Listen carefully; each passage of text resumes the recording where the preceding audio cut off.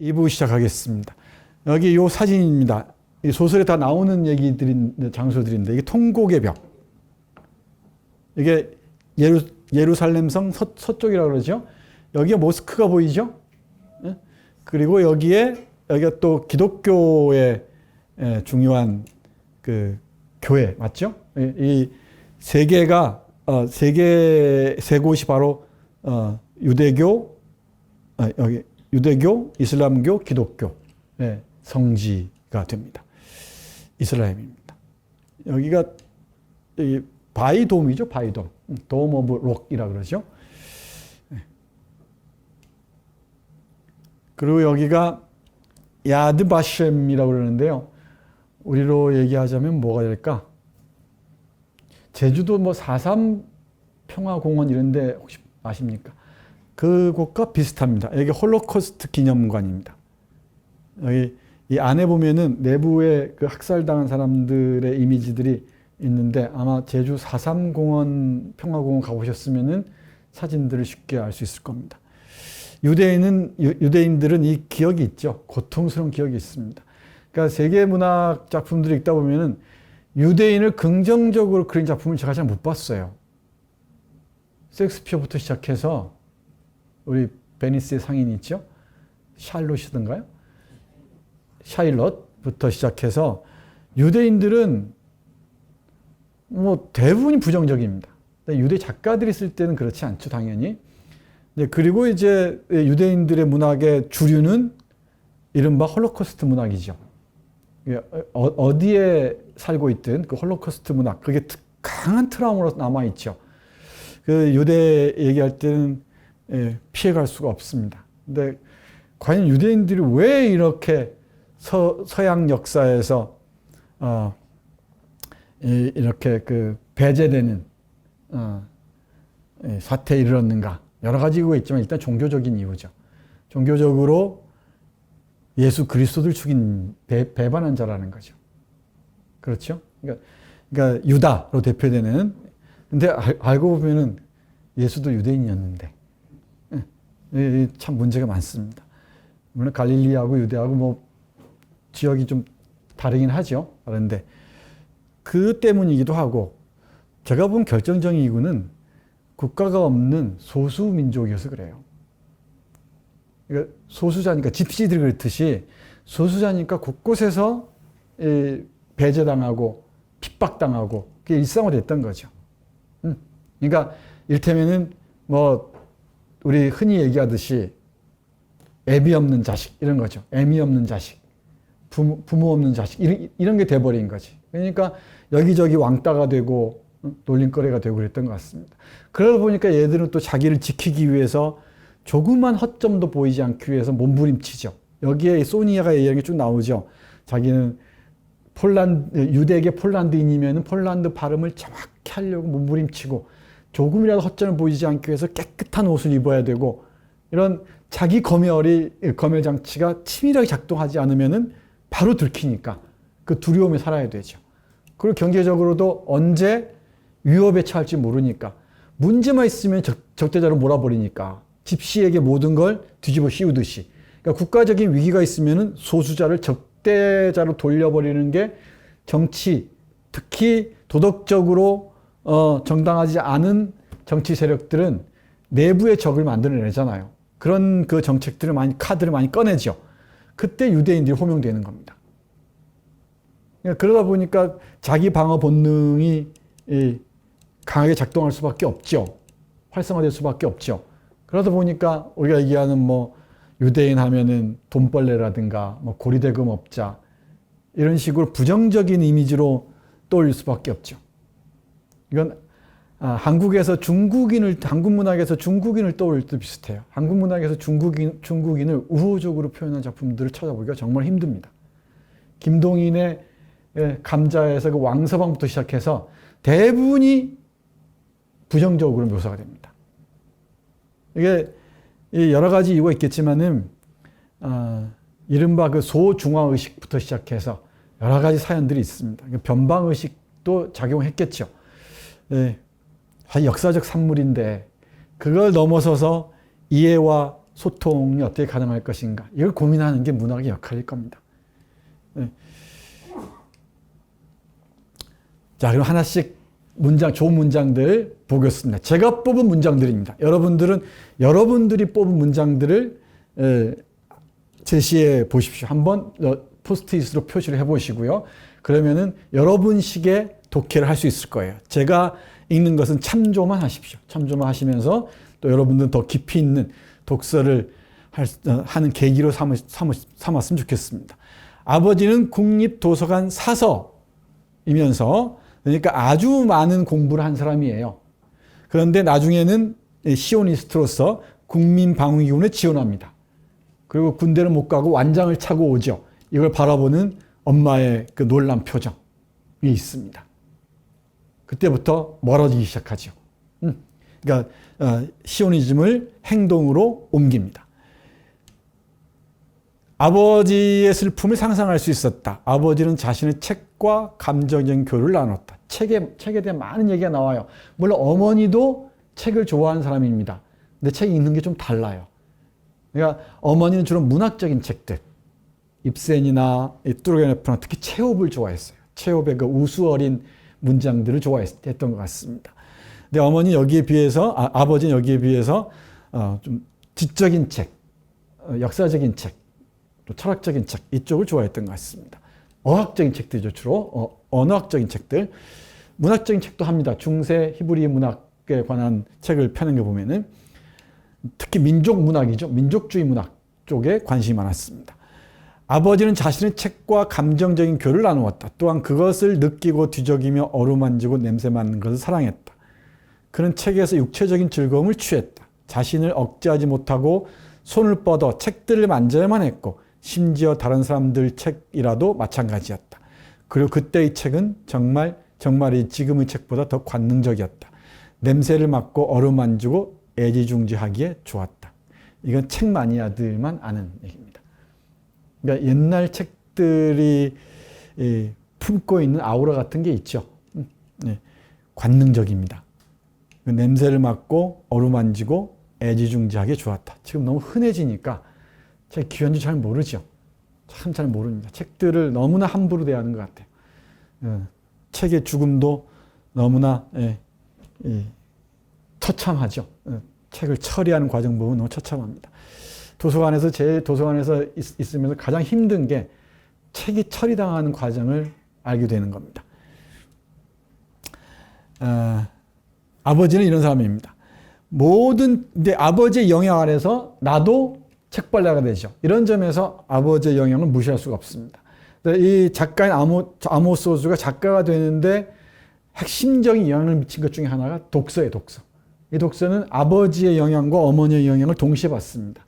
근데 어머니의 영향으로부터는 좀 더 부드럽고 공감적인 그런 방향이라면은 이쪽 아버지로부터는 문학도 있지만 민족주의 문학에서부터 시작해서 역사, 언어 이쪽으로 나갔던 것 같습니다. 근데 나중에는 어렸을 때는 아버지에게 끌렸죠, 당연히. 그리고 벤구리온이라는 무서운 독재자, 시오니스트에게도 끌립니다. 그 흉내를 내요. 그런데 나중에는 어머니에게 돌아오죠. 그 과정들도 잘 보셔야 됩니다. 둘 사이에서 나는 어떻게 성장하는가. 이 드라마로 읽어도 좋을 것 같습니다. 여기 이 책에 대한 묘사들이 참 재밌어서 제가 이렇게 적어 놨습니다. 모든 책이 비밀스럽고 자극적인 냄새를 가지고 있었다. 때때로 그 천은 음탕한 여자의 치마처럼 마분지에서 떨어져 나왔는데 옷 사이로 살짝 드러나는 몸과 혼미하게 만드는 냄새 사이의 어둑한 공간 속을 들여다보고 싶은 유혹을 거부하기란 어려웠다. 이런 아버지였습니다. 이런 아버지 아래에서 책과 친해지죠. 관능적으로 친해집니다. 얼마나 야합니까? 책에 대한 얘기들이. 네, 책 좋아하는 사람들은 참 좋아할 문장입니다. 아버지는 이런 사람이었습니다. 그리고 좀 이따 좀 비교를 더 해볼게요. 어머니는 예술가를 꿈꾸는 낭만주의자였습니다. 그리고 대단히 지성적이고요. 다른 사람들을 잘 배려하는 사람들이었습니다. 잘 듣는 사람이었어요. 아버지는 잘 말하는 사람이었던 데 비해서 아주 매력적인 여성입니다. 20년대 그 김나지움, 폴란드의 김나지움입니다. 김나지움 커리큘럼이 무언가 혹은 젊은 시절 어머니와 그 친구들의 심장으로 스며들었던 어떤 깊고 로맨틱하며 곰팡내 나는 농후한 폴란드 러시아 주정주의, 이 정서를 주로 하는 그 문의 사조죠. 그리고 문의 사조라기보다는 어떤 문학의 흐름 정도 보시면 될 것 같네요. 쇼팽, 폴란드 하면 쇼팽이죠. 그리고 마츠키에비치, 이는 낯선 사람일 겁니다. 폴란드의 민족 시인, 국민 시인이라고 그래요. 판 데나웃이라는 서사시가 있습니다. 이 폴란드의 대민족 시인인데 한국어로는 한국 외국어대 출판부에서 나와 있습니다. 이 중고 책방에서 저는 어렵게 구한 게 있습니다. 판 데나웃이라는 민족 서사시로 아주 유명합니다. 폴란드는 또 한국 역사가 아주 가까워요. 나중에 폴란드 문학 할 때, 폴란드 대작가들이 많이 있으니까 폴란드 문학 작품 할 때 좀 더 깊게 얘기를 해보죠.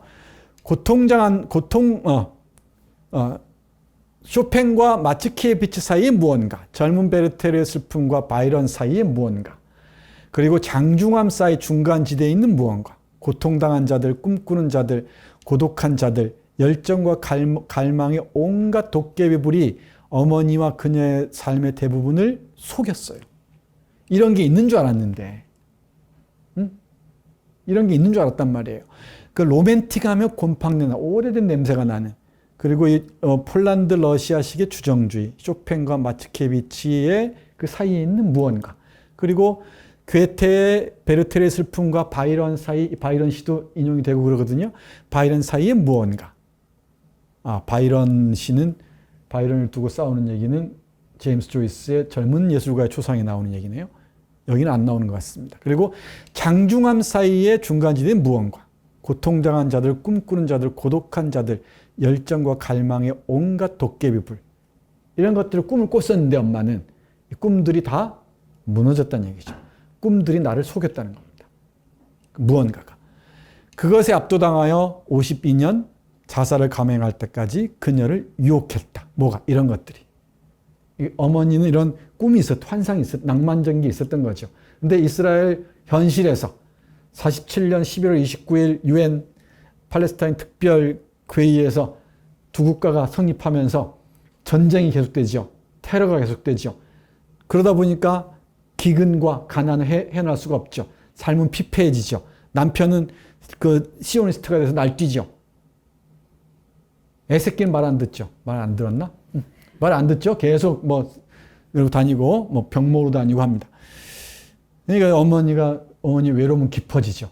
그러니까 폴란드에서의 그 젊은 시절을 계속 떠올립니다. 그 얘기는 이제 소니아 이모가 많이 전해주고 옆에 릴리아라는 아주머니가 또 전해줍니다. 함께 왔던, 친하게 지냈던, 전해주는데 그 꿈들이 압살당하면서 서서히 죽음으로 나아갑니다.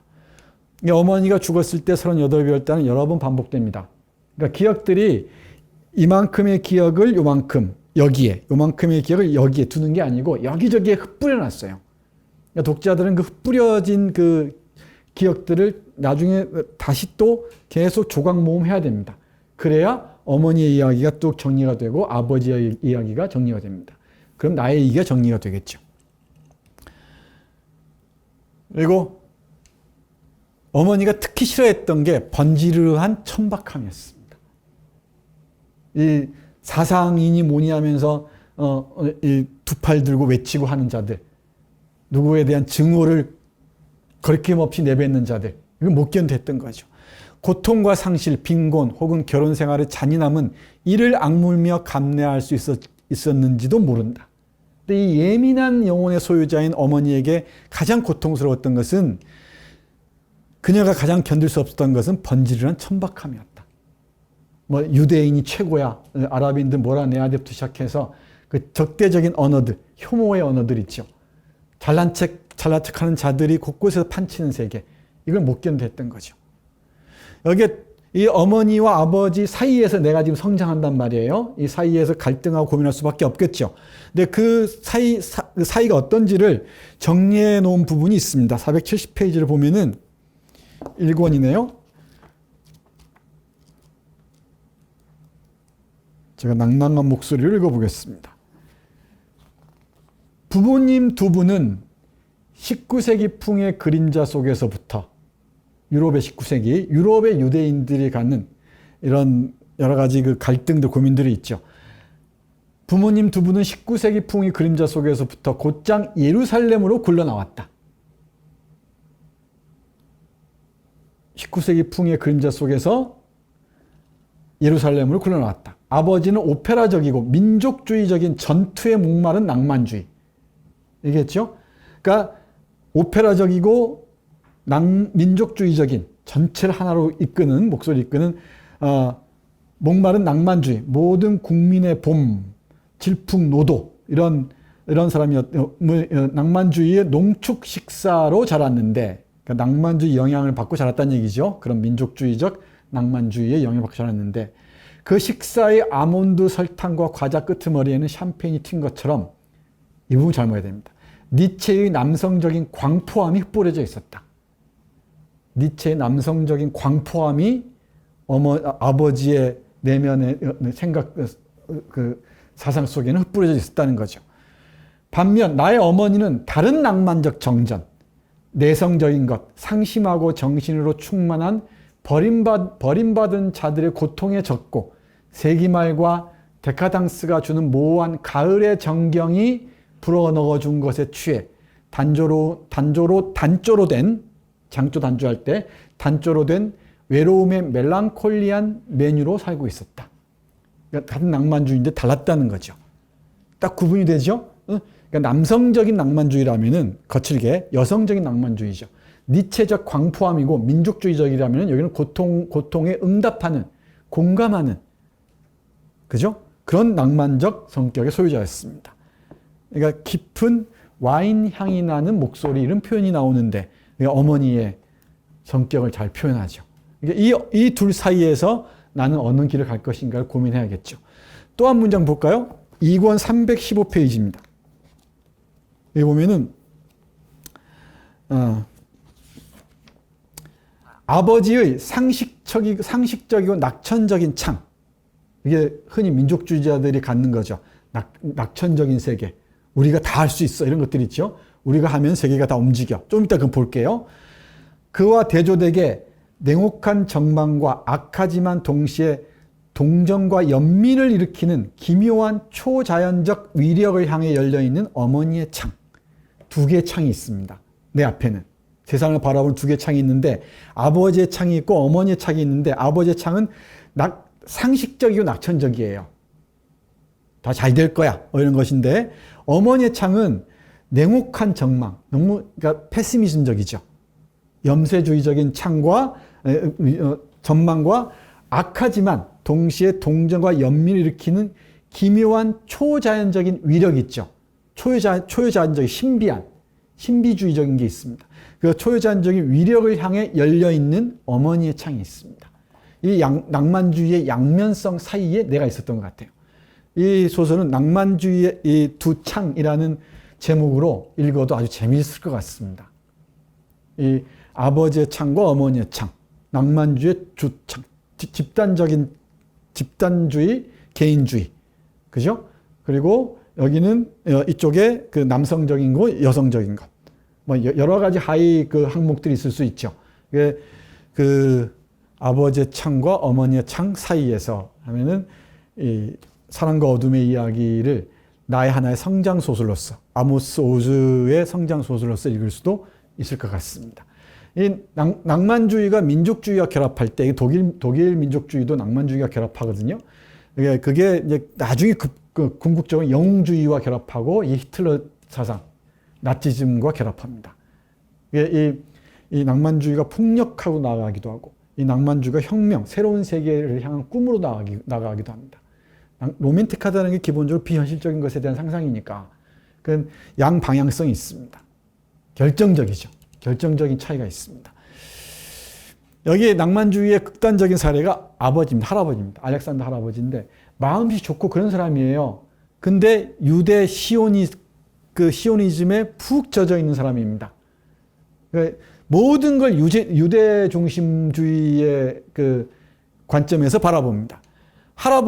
내가 묻습니다. 할아버지는 이스라엘이 레닌그라드에 폭탄을 떨어뜨려야 한다고 생각하시는 거예요? 그리고 세계 전쟁이 일어나야 한다고요? 원자 폭탄에 대해 들어보신 적 있으세요? 수소 폭탄은요? 이렇게 물어요. 손자가 할아버지한테, 아모스 오즈가. 이건 이제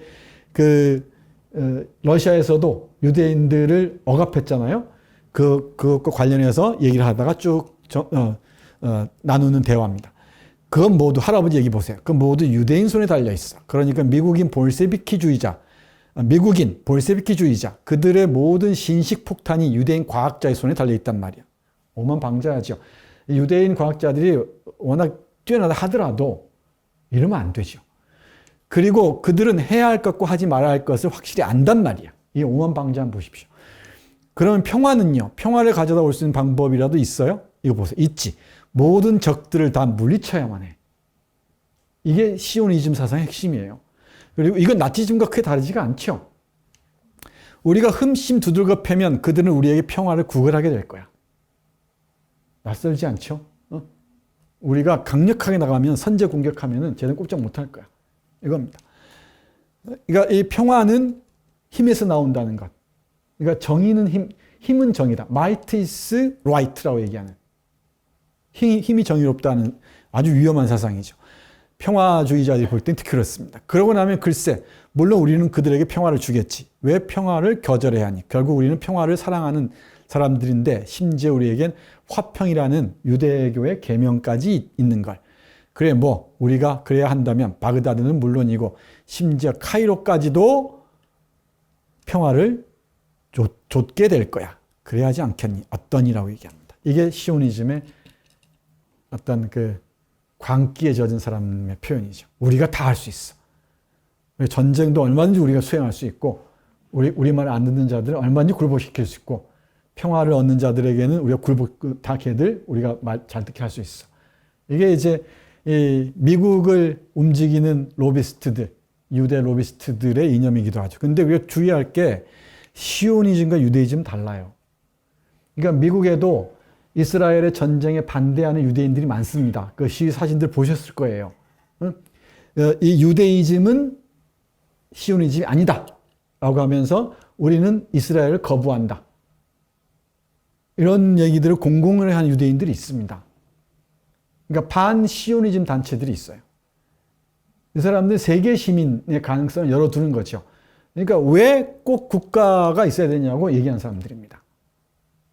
그러니까 유대교의 교리나 어떤 종교적인 신념은 믿고 따르되 이런 세속적인 정치와는 결합하지 않는 거죠. 이건 유대인과 시오니즘 결합해야 돼. 이건 국가 건설 운동과 관련되어 있었잖아요. 이건 그것과 관련이 없습니다. 팔레스타인에서 벌어지는 전쟁에 반대하는 중요한 단체 중에 하나가 바로 유대이즘 단체들입니다. 미국에서 상당히 왕성하게 활동하고 있는데 이런 건 뉴스에 잘 나오나요? 안 나오나요? 안 나오나요? 안 나옵니다. 왜 그런지는 고민하셔야 됩니다. 이게 핵심이죠. 전쟁이 있어야 행복한 사람들이 많아요. 전쟁이 없으면 힘든 사람들이 많아집니다. 저 팔레스타인 몇십 명, 몇백 명, 몇만 명 죽는 거 아무것도 아닌 사람들, 한국에서 몇만 명 죽는 거 아무것도 아닌 사람들이 많습니다. 그러니까 전쟁이 전쟁을 불꽃놀이처럼 바라보는 사람들이 많이 있죠. 전쟁이야말로 고통이고 저주인 사람들도 있지만 전쟁이 축제인 사람들도 많이 있습니다. 자, 여기서 우리는 조금 유대인 관점에서 이해를 해볼 필요가 있습니다. 유대인의 관점에서 유대인이 왜 이렇게 고국을 갈망할까? 이런 이유를 한번 유대인의 관점에서 들어볼 필요가 있을 것 같습니다. 디아스포라 유대인의 두려움입니다. 모든 유대인 가정 속에서 두려움은 결코 이야기할 수 없지만 부지불식간에 독처럼 한 방울씩 한 방울씩 우리에게 주입된 것으로, 이건 소니아 이모가 나에게 들려주는 겁니다. 어쩌면 우리가 정말 완전히 깨끗하지 못하고 너무 소란스럽고 뻔뻔하며 간교하고 돈의 악착 같을지도 모른다는 오싹한 두려움이었지. 그 사람들이 볼 때. 어쩌면 우리는 적절한 태도를 갖추지 못했는지도 몰라. 우리가 하느님 앞서서 이교도들에게 나쁜 인상을 심어주었을지도 모르고 그 다음엔 그들이 화가 나서 우리에게 생각하기도 끔찍한 일을 자행할지도 모른다는 공포가 있었어. 그러니까 유대인들에게는 이런 근원적인 그 두려움이 있었던 거예요. 그러니까 부모 없는 자식처럼 어디 내팽겨쳐진 자식처럼 그러니까 쫓겨난 그 어린아이처럼 이런 두려움에 시달리고 있었습니다. 그리고 보세요. 언제나 억압받는 여기 이제 꿈인데 파니아 엄마의 꿈을 소니아 이모가 전해줍니다. 언제나 억압받는 소수였던 우리는 아랍 소수민족을 정당하고 공정하고 호의적으로 대하겠노라고 그들과 고국을 공유하겠노라고 그들과 모든 것을 나누겠노라고 결코 그들을 말 잘 듣는 고양이로 또는 비겁한 고양이로 만들지 않겠노라고 말이야. 우리는 예쁜 꿈을 꾸고 있었던 거야. 파니아와 여기 세 자매거든요. 하야하고 하야가 제일 큰 언니죠. 그리고 파니아가 둘째고 소니아가 셋째입니다. 딸만 셋 있는 집입니다. 여기 우리 할아버지 쪽에 삼촌은 유대인 그 학살 때 죽었어요. 비극을 간직하고 있는 집안입니다.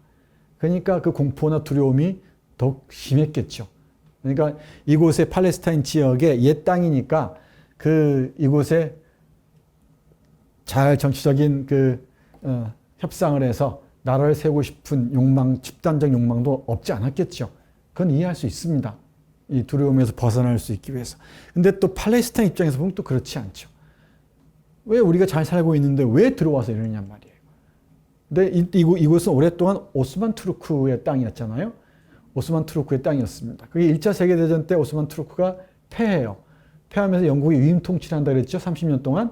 영국에서 문제 잘못 푼 거예요.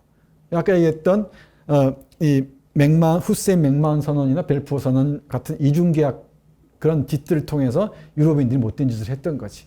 여기에 작가의 깊은 고민이 시작됩니다. 여기서 미리 좀 당겨서 볼까요? 나왔으니까. 당겨서 보자면 이겁니다. 우리 작가가 이 한 작은 그 소절을 할애해서 한 페이지 정도의 이 긴 글을 쓰고 있습니다. 이건 참 1000페이지에 이르는 이 책에서 어떤 한 페이지를 고르라면 저는 이 페이지를 고를 것 같습니다. 물론 문학적 형상화에서 수준에서 볼 수 있는 문장도 있고 또 뭐 이 성격 아름다운 문장을 뽑을 수도 있는데 이 작가의 사상과 관련해서는 여기가 제가 보기엔 핵심인 것 같습니다. 이 지도자 고르느라고 꽤 고생했어요. 이 문장들 고르는 데는 얼마 시간이 안 걸리는데 이 이미지 고르는데 시간이 많이 걸려요. 여기 팔레스타인 국기입니다. 여기 이스라엘 국기죠? 여기 지금 찢겨져 있습니다. 47년부터 2023년까지 이렇게. 여기 이거 보십시오. 우리 2권의 121페이지에 있는 문장입니다. 개인과 민족의 삶에서 역시 가장 극악한 대립은 종종 박해당한 사람들 사이에서 벌어지는 것들이다. 그러니까 부당한 대우를 받는 사람들 사이에서 서로 갈등하고 알력이 생기고 서로 불화하고 그런단 말이에요. 이게 그 부당한 정치가들이 보기에는 가장 아름다운 장면이죠. 그러니까 그들의 싸움을 계속 붙이는 자들이 있죠, 어딘가. 그러면 개인과 민족의 삶에서 이건 우리도 흔히 볼 수 있는 거죠. 우리 역사에서도. 좀 더 보세요. 박해당한 자와 압제당한 자가 연대와 사람을 넘어서 무자비한 압제자에 대항하여 함께 행동할 것이, 연대와, 다시 읽어야겠네요. 박해당한 자와 압제당한 자가, 그러니까 억울한 자죠. 고통받는 자가 연대와 사람을 넘어서 무자비한 압제자에 대항하여 함께 행동할 거라는 상상은 순전히 희망적인 생각인 것이다. 그러니까 박해당한 자와 압제당한 자가 이 연대 맞나요? 응? 맞아요? 이 연대와 사람도 맞아요? 사람이죠. 연대와 사람을 넘어서 어떤 이 연대 번역이 좀 이상하긴 하다. 어떤 특정한 한 무리, 단체나 어떤 사람을 넘어서 무자비한 압제자에 대항하여 함께 행동할 거라는 상상은 순전히 희망적인 생각이다. 그러니까 일본 제국주의가 조선을 강제 병탄했을 때 우리가 함께 정할 수 있죠. 약소국들끼리 또는 한 그 민족 안에서. 근데 그런가요? 안 그런가요? 그 안에서 온갖 이간질들이 있죠. 이게 안 됩니다. 현실에서는 학대하는 같은 아버지 밑에서 난 두 아이가 자신들이 공유한 운명 탓에 가까이 붙어 있으면서도 꼭 공동전선을 펴지는 않는 법이다. 여기 두 아이는 팔레스타인과 이스라엘이겠죠. 부모는 누구겠어요? 영국과 미국일 겁니다. 여기 뒤에 나옵니다. 유럽 세계죠. 종종 각자는 다른 쪽을 함께 불행을 겪는 동료가 아니라 공동 압제자의 모습으로 본다. 서로를 압제자로 본다는 얘기죠. 그것이 아랍인과 유대인 사이 100년 된 대립의 사정인 것이다. 제국주의와 식민주의, 착취와 억압으로 아랍인을 학대하고 굴욕감을 주고 압제하던 유럽은 유대인을 압제하고 박해하고 종국에는 독일인이 유대인을 데려온 구석구석에서 뿌리 뽑아 거의 전부를 살해하도록 허가하거나 심지어 돕기까지 했던 바로 그 유럽이다. 바로 그 유럽인데 팔레스타인 쪽에서는 이스라엘을 유럽에 끊어풀이라 얘기하고 유대인 쪽에서는 팔레스타인을 또 다른 제국주의에 끊어풀이라 얘기하는 거죠. 그래서 서로를 증오하고 혐오하면서 끝간데 없는 상호 파괴적인 이 전쟁으로 치닫곤 했다는 거지. 그 뒤에서 웃음 짓는 자들이 있겠죠. 잘한다 하면서. 네, 여기에 쭉 이어집니다. 두 문장들이 사례들이 있습니다. 요 사랑과 어둠의 이야기에서 작가의 사상을 선명하게 볼 수 있는 문장이 아닌가 생각합니다. 오랫동안 생각해야 할, 또 곱씹어 봐야 할 문장입니다. 다시 돌아가겠습니다.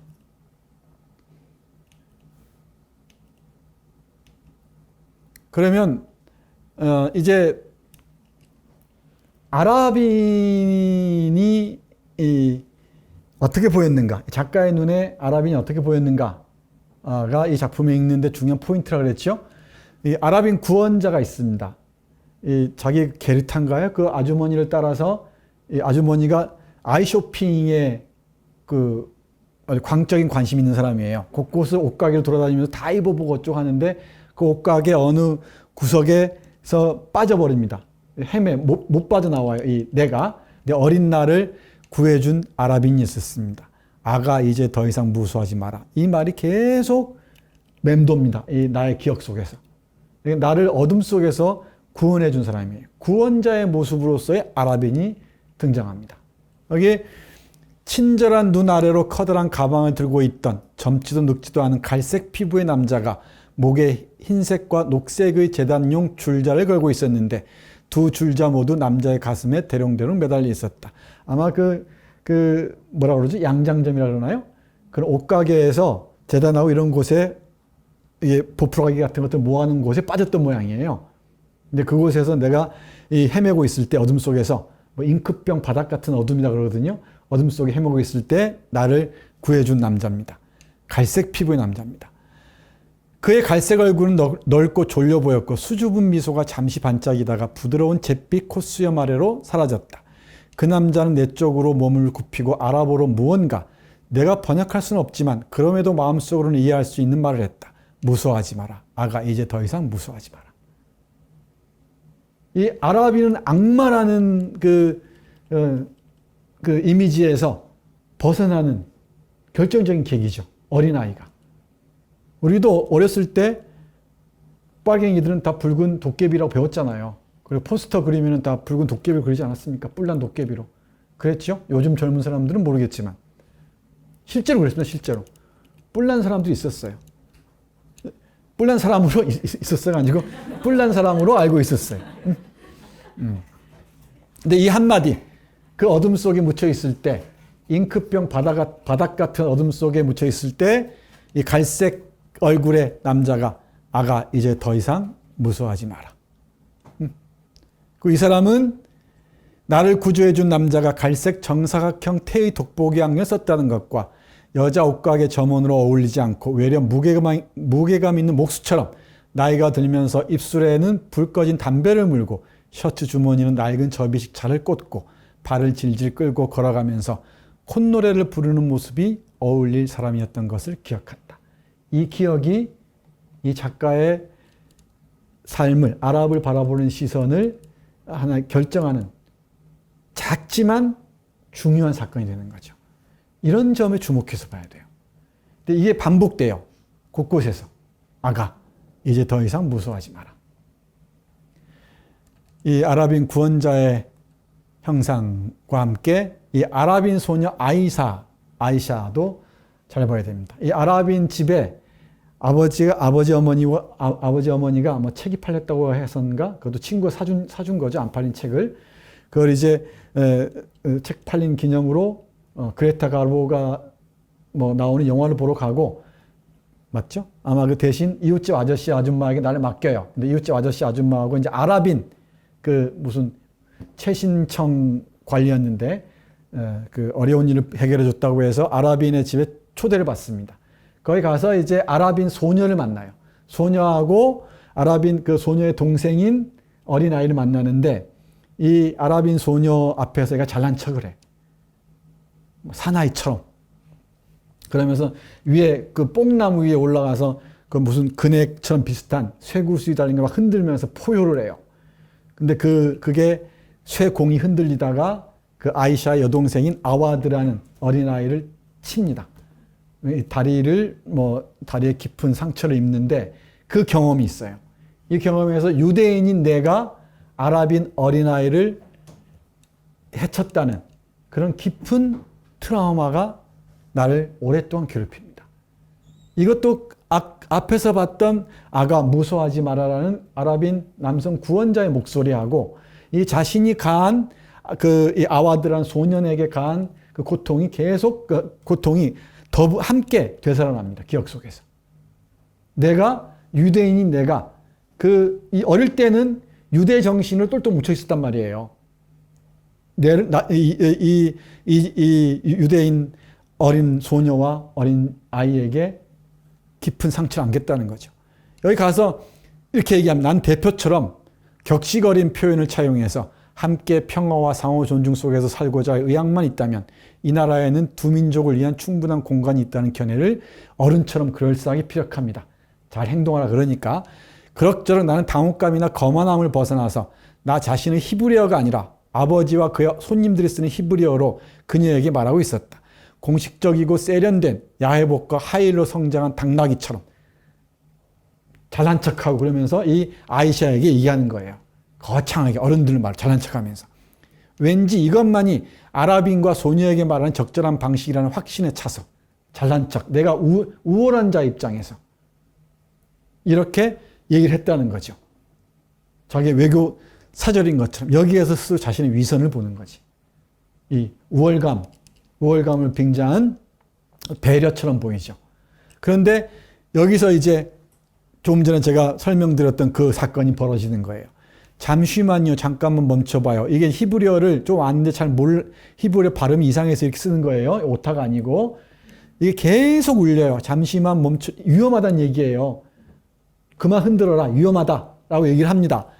그게 그가 알고 있는 그 어린아이의 유일한 히브리어인 모양이다. 나는 산들거리는 나뭇가지에 한 손으로 매달린 채 거친 함성을 내지르며 다른 손으로는 그 쇠사슬을 흔들었고 마치 아래쪽에 있는 젊은 여자에게 진귀한 과일이라도 과시하듯이 쇠공을 빠르게 빙빙 돌렸다.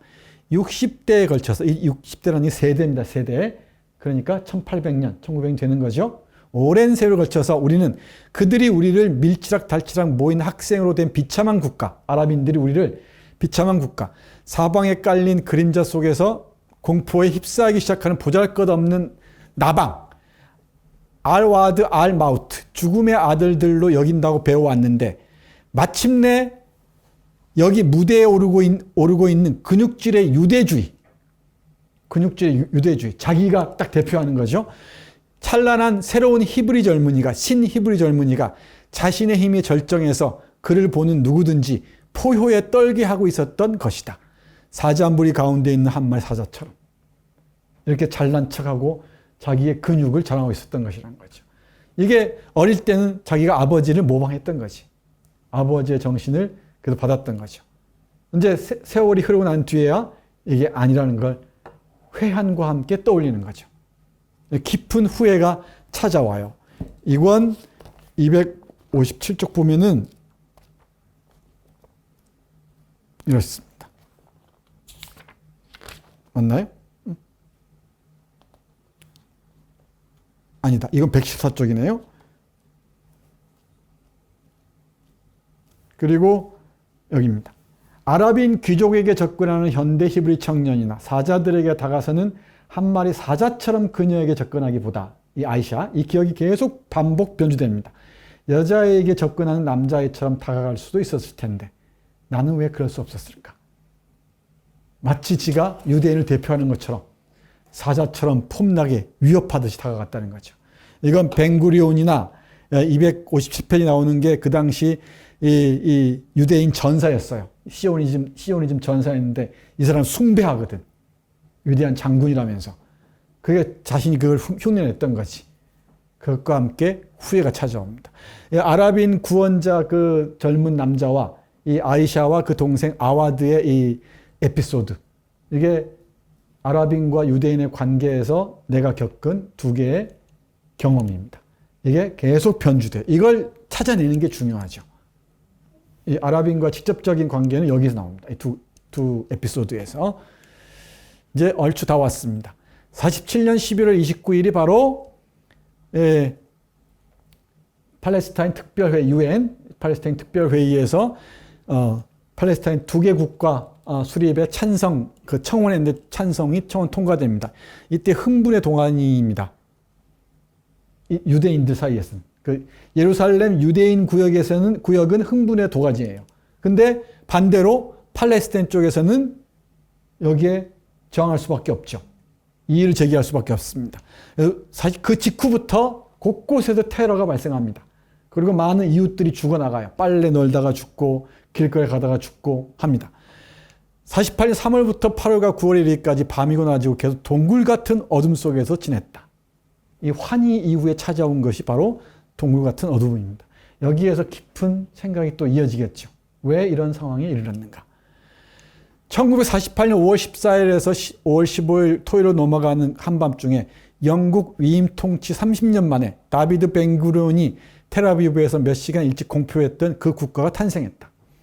요셉 큰할아버지가 선언하기를 약 1900여 년간의 간극이 지난 후 유대 통치가 다시 한번 이곳에서 시작된 것이다. 이 이후에 이제 지금까지 팔레스타인의 분쟁이 끊이지 않는 거죠. 근데 이게 이스라엘도 당연히 온건파가 있죠. 평화주의자가 있습니다. 팔레스타인 쪽이 당연히 있고, 그때는 조금 진정 국면이죠. 근데 이스라엘도 그 쿠르드장이죠. 정당이 지금이 아주 오랫동안 우파가 장악해 왔어요. 여기 우파를 한 민족주의자들이죠. 한국의 우파가 좀 다릅니다. 여기 민족주의 성향이 강해요. 시오니스트들이죠. 이 시오니스트들이 권력을 장악하다 보니까 팔레스타인과 적대적인 관계가 완화되지가 않습니다. 그 성향을 보시면 됩니다. 국가의 탄생과 분쟁의 지속, 이렇게 읽을 수 있을 것 같습니다. 그러니까 축복이 저주로 다가올 때가 많이 있죠. 바로 이어질 때가. 그 다음에 여기 에브라임 아브넬이 냉소도 슬픔을 잘 골라봤는데, 이건 키부츠 홀다가 있다 그랬죠. 거기에 이제 아버지를 버리고 어머니가 죽고 난 다음에 54년이죠. 이름도 버리고 성도 버리고 이제 키부츠로 가서 자기 스스로를 괴롭히는 거죠. 거기 가서 금욕적인 생활을 합니다. 거기에서 이 에브라임 아브넬이라는 글쎄를 글씨라고 발음하는 어떤 지혜로운 사람을 만납니다. 그 사람이 그 전복적인 아이러니와 냉소적인 슬픔의 목소리로 이런 얘기를 합니다. 살인자들, 이 아랍인들을 살인자라고 부르잖아요. 그러니까 살인자들, 넌 그들에게 무슨 기대를 하는데? 잘 보세요. 이스라엘에 유대인 중에 이런 사람들이 많아요. 그러니까 남의 땅에 들어와서 우리가 사는 걸 미안해하고 어떻게 하면 좀 더 화해롭게 살 수 있을지 고민하고 이런 사람들이 있습니다. 아까 유대주의자들, 유대이즘 따르는 사람들이 있다고 그랬죠. 이스라엘 안에 들어있는 사람들이 있어요. 그러니까 이런 작가들이 있죠. 그러니까 이런 얘기가 가능해지죠. 여기 이 사람이 영향을 받아서 실제로 이 아모스 오즈가 평화주의자로 돌아서는 것 같습니다. 그들 관점에서는, 이게 중요하죠. 그들 관점에서는, 아랍인 관점에서는 우리가 자기네 땅에 침입해서 안착하더니 조금씩 자기네 땅을 접수한 외계 이교도들인데, 맞죠? 아까 맨 앞에서 지도 봤었죠? 우리는 그들에게 우리가 가서 온갖 맛난 것을 아낌없이 죽였노라고 버짐이나 트라코마를 낫게 해주고, 트라코마 눈병이던가요? 눈병 맞죠? 트라코마가? 후진성과 무지와 봉건적 압제에서 그들을 자유롭게 해주겠노라고 약속하면서 그들의 땅을 점점 더 교활하게 움켜잡은 거야. 우리 유대인들이 그들의 땅을. 글씨, 너는 어떻게 생각하는데? 했는데 그들이 우리에게 감사해야 한다고, 북과 심벌즈를 치며 나와 우리를 환영해야 한다고, 우리 조상들이 여기 한번 산 적이 있으니까 그 땅 전부로 가는 열쇠를 공손히 넘겨줘야 한다고? 아랍인들이 그래야 돼? 라고 묻는 거예요. 이 사람은 당연히 유대인이에요. 키부츠에 와 있는. 그들이 우리에 대항해 무기를 들고 개전한 게, 전쟁을 시작한 게 이상한 일이야? 게다가 이제 우리는 그들을 박살내고 그들에게 패배를 안겨주었고 그들 중 수십만 명이 난민 수용소에서 살고 있는데 뭐? 그들이 우리를 축하해주고 행운이라도 빌어주기 기대하는 거야?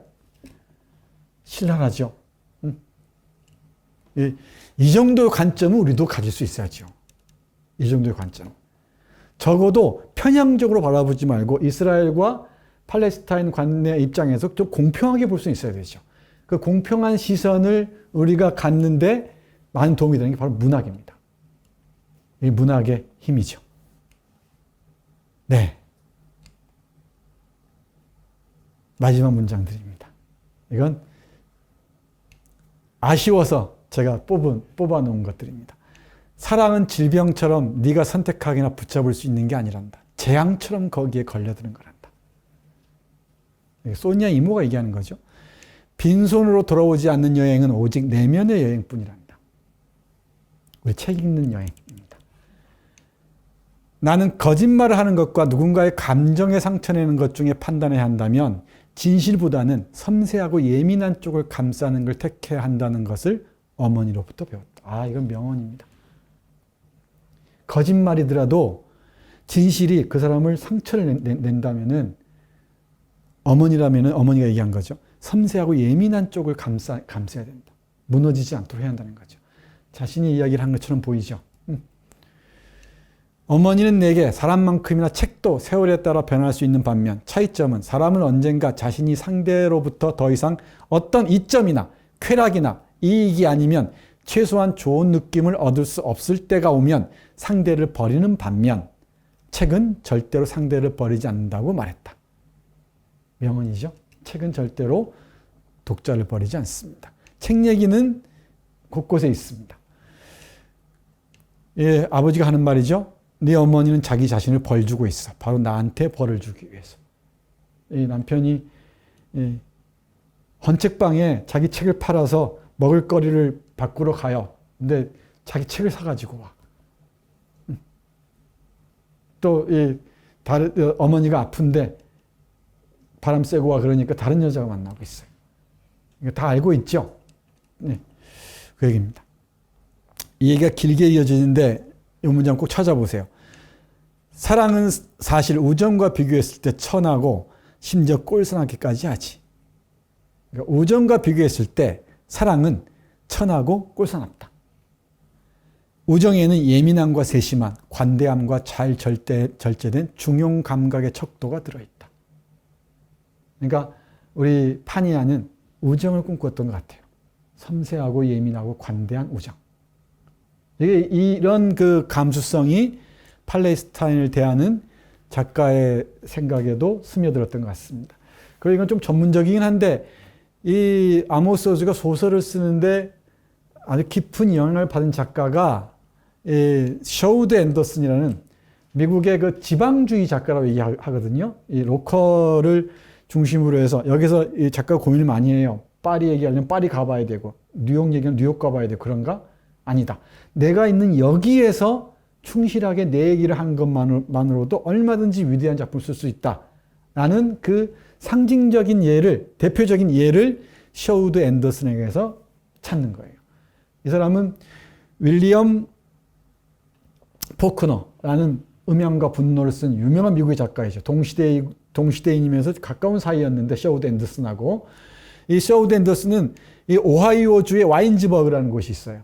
이 여기를 그 가상의 동네이긴 한데 이 와인즈버그는 자기가 살던 곳에서 일어나는 그 재밌는 사건들을 동네 사람들의 얘기를 기괴한 이야기들을 25편의 단편을 엮은 거예요. 그래서 이 와인즈버그 오하이오를 읽고서 자기가 이런 자신의 창작 세계의 어떤 좌표 같은 걸 찾았다고 얘기를 합니다. 이건 아모스 오즈의 문학 세계를 읽을 때 중요한 하나의 그 뭐랄까 길잡이가 되지 않을까 싶어요. 와인즈버그 한 권의 책이 많이 영향 끼칠 때가 있죠. 와인즈버그 오하이오는 내게 체오프의 세상이 내가 체오프와 좋아하기 전의 것과 같다는 사실을 가르쳐 주었다. 그러니까 체오프의 세상이 체오프의 살았던 세상이 내가 체오프가 만나기 전의 세상. 그러니까 이런 자전적 소설도 얼마든지 소설이 될 수 있다는 거죠. 자기 주위에서 일어난 얘기를 쓰는 것도 얼마든지 소설이 될 수 있다는 겁니다. 더 이상 도스토옙스키, 카프카, 크루트 함순 얘기가 많이 나오는데 노르웨이 작가라고 그랬죠. 땅의 혜택 쓴 사람, 굶주림 쓴 사람입니다.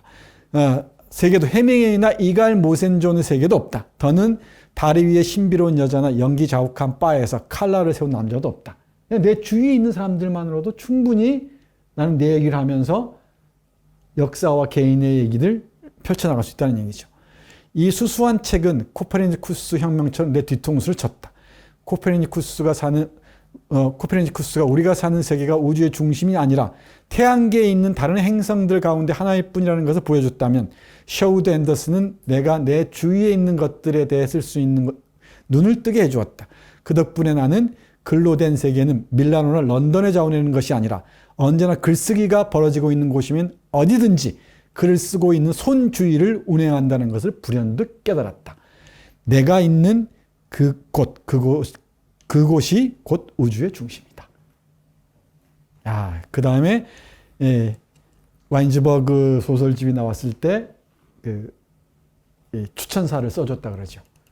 이 사람은 소설 참 재밌습니다. 이 책입니다. 여러 번역이 있어요. 여러 번역이 있는데 이건 아마 절판되는 걸 알고 있는데 요즘 새로 번역된 책들도 있습니다. 새로운 실험들이죠. 여기가 네 우주의 중심이다. 네, 마무리됐습니다. 좀 길어졌는데요. 이 영화도 아주 재밌습니다. 원작의 비유 출시하는데 어머니를 초점으로 해서 만든 영화입니다. 그리고 이스라엘의 이 대표적인 작가가 아모스 오즈와 함께 이 사람이 있습니다. 다비드 그로스만. 이 사람도 3권인가 4권이 번역되어 있어요. 특히 이 책이 형식도 대단히 실험적이고요.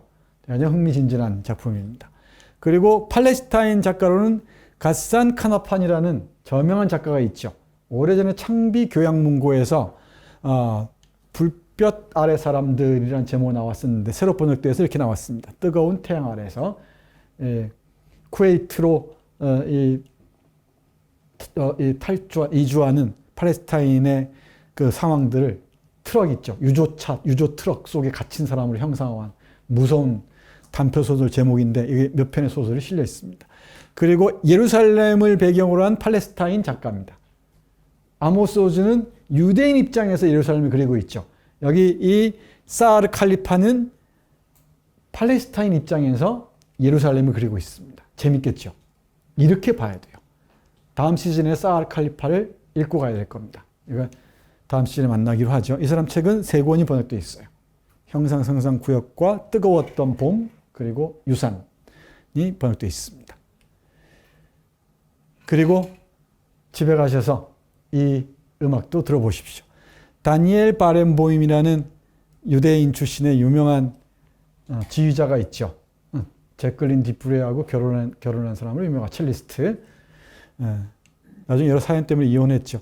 이 사람이 이집트, 그러니까 아랍 출신인 에드워드 사이드하고 함께해서 팔레스타인 청년과 이스라엘 청년들로 이루어진 오케스트라를 결성했어요.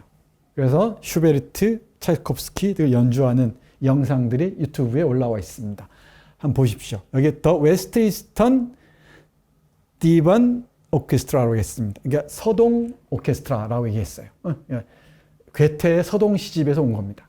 그러니까 함께 아우르는 그 화해의 메시지를, 사회와 평화의 메시지를 전하는 오케스트라입니다. 서동 오케스트라, 다니엘 바렌보임 피아니스트가 주의합니다. 이 음악도 함께 보시기 바랍니다. 네, 오늘은 이스라엘을 대표하는 작가, 그리고 나아가 세계 문학의 중요한 방향을 보여준 작가 아모스 오즈의 사랑과 어둠의 이야기 함께 읽었습니다. 오늘 8강으로 시즌 1은 마무리합니다. 다음 시즌은 내년 3월 2024년 1학기의 개강과 함께 시작하도록 하겠습니다. 그동안 고마웠습니다. 마치겠습니다.